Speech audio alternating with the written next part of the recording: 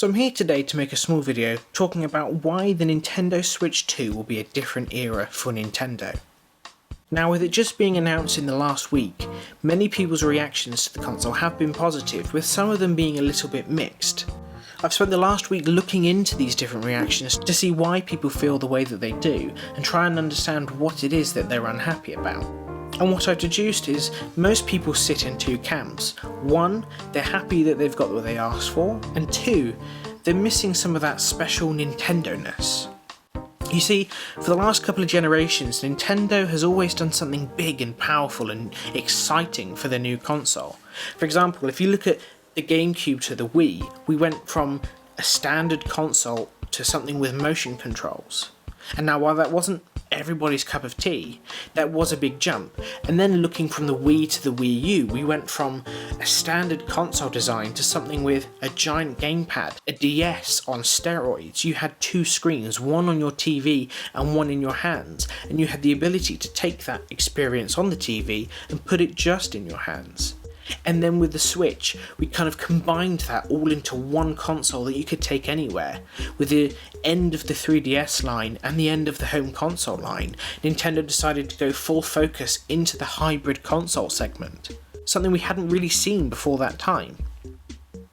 But now, with the announcement of the Switch 2, I can understand people's sentiment when they think it's going to be a little bit boring with this new console coming out. There isn't the new excitement.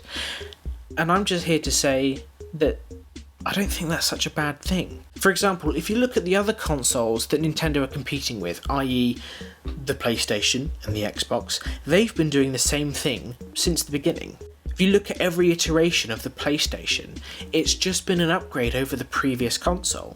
There's never been any big jumps of features or something cool or exciting or anything like that. And that's worked perfectly fine for them. Obviously, it's not working very well for Xbox, but we'll kind of push those out of the way just for now. But looking at PlayStation, they have proved time and time again that you don't need some giant upgrade, some giantly cool thing to make a big splash in the gaming market. And while Nintendo has chosen to iterate rather than redesign, and they do have more competition now with things like the ROG Ally and the Steam Deck and the Lenovo Legion Go, I don't think they're going to be in much trouble, even if they aren't as powerful as some of their competitors. And the reason why is because it's Nintendo. For example, this whole zigzag routine that everybody seems to like about them bringing out something cool about their new console has only been something that's happened over the last couple of generations. And if you look at things like their handheld market, they have always just iterated rather than redesigned. There's always been a new gimmick, for example, but there's never been anything big. If you look at the Game Boy to the Game Boy Advance, it was just more power.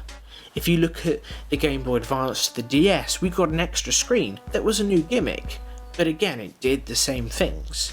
And again with the DS to the 3DS, we had 3D, but again it did the same things. And so I don't think it should be any surprise that Nintendo are choosing to play it safe and iterate rather than innovate. And I don't think that's such a bad thing, because we still have Nintendo pulling the strings. We'll still have the great software that they always seem to bring out. We'll get the new experiences that the new console will be able to bring us. What Nintendo have done is perfected the platform in which they're going to give us their software.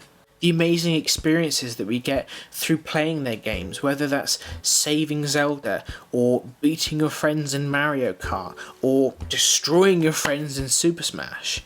All of that will just be improved on this new console, and the form factor they've chosen to give us, I think, is the perfect way to do that. If you choose to play it on the TV, you can do. If you want to play it in bed or on the toilet or on the plane or anything like that, you can do. You still have that choice. And while I see a lot of loud voices complaining that it's a bit safe of Nintendo and it's going to be a bit boring, I don't think that's what everyone is feeling. And from my research that I found online, most people have been asking for the same thing, and that's exactly the same features as the original Switch, just more power. And while with Nintendo it isn't all about power, they've given us exactly what we've asked for. They know that with all of the customers they brought on board with the original Switch, if they were to throw all that out the window and just have a home console, they would be upsetting a lot of people. The same as if they decided to just concentrate on having a Switch 2 Lite. They would upset a lot of people. So all of the customers they've spent the last 8 years working so hard to bring on board, they would upset almost all of them if they were to deviate from this plan. And it's for those reasons I think they've done exactly the right thing. They brought us new features with hopefully this mouse feature that we're getting on the Joy-Con. They brought us more power. They brought us a bigger screen. Hopefully more durability. It's everything that we wanted the Switch 1 to be and more. And with the more power, we can get games that are even bigger in scope, even more exciting, a new 3D Mario, an even bigger Zelda game, something that can build off of the groundwork made by Breath of the Wild and Tears of the Kingdom. They can revive old IPs, they can bring emulators to the console with things like GameCube games and possibly even Wii games through the Switch Online.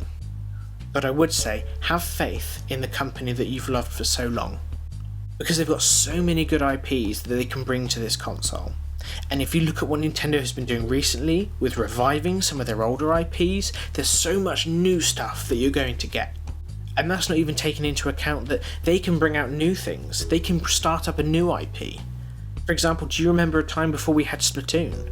And whilst the gaming market is always changing and the outlook for the future will always be different, I think Nintendo will continue to do what they've always done, and that's put quality and joy and fun right at the front of their decision making. And so while this generation will be different to many of the generations that we've had before, this will also be one of the best we've ever had. So thank you all so much for watching, and I'll see you all next time. Bye bye.